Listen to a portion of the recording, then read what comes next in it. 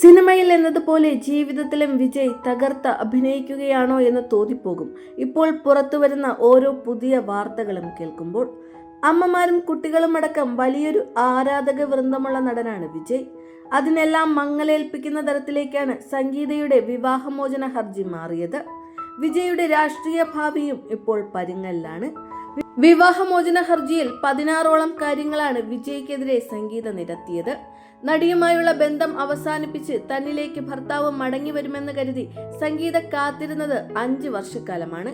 എന്നാൽ അതൊന്നും സംഭവിച്ചില്ലെന്ന് മാത്രമല്ല, സംഗീതയുടെ മേൽ കർശന നിയന്ത്രണങ്ങളും നടൻ ഏർപ്പെടുത്തി.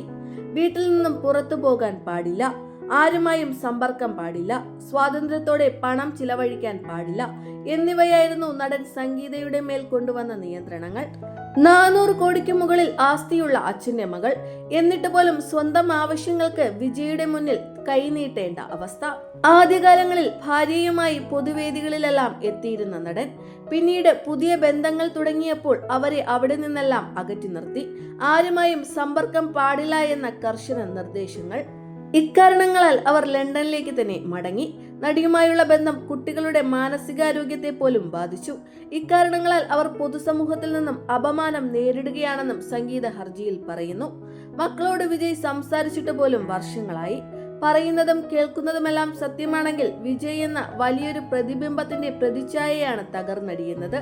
പ്രായപൂർത്തിയായ മകൻ ഇപ്പോൾ അച്ഛനിൽ നിന്നും ഒരുപാട് അകലെയാണ്. വിവാഹമോചന ഹർജിക്ക് പിന്നാലെ മകൻ അച്ഛനെ അൺഫോളോ ചെയ്തതൊക്കെ വലിയ വാർത്തയായിരുന്നു. കേൾക്കുന്നതും പറയുന്നതുമെല്ലാം സത്യമാണെങ്കിൽ വിജയ് എന്ന വലിയൊരു പ്രതിബിംബത്തിന്റെ പ്രതിച്ഛായയാണ് തകർന്നടിയുന്നത്.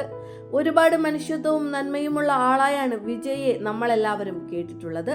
സിനിമയിൽ എന്നതുപോലെ ജീവിതത്തിലും അദ്ദേഹം തകർത്ത് അഭിനയിക്കുകയാണോ എന്ന് തോന്നിപ്പോകുന്നു. സംഗീതയ്ക്ക് വിജയുടെ പണത്തിന്റെ ആവശ്യമില്ല. മ്യൂച്വൽ ഡിവോഴ്സാണ് അവർ ആവശ്യപ്പെട്ടിരിക്കുന്നത്. എന്നാലും അവർ അനുഭവിച്ച മാനസിക വേദനയ്ക്ക് കണക്ക് പറയേണ്ടി വരും.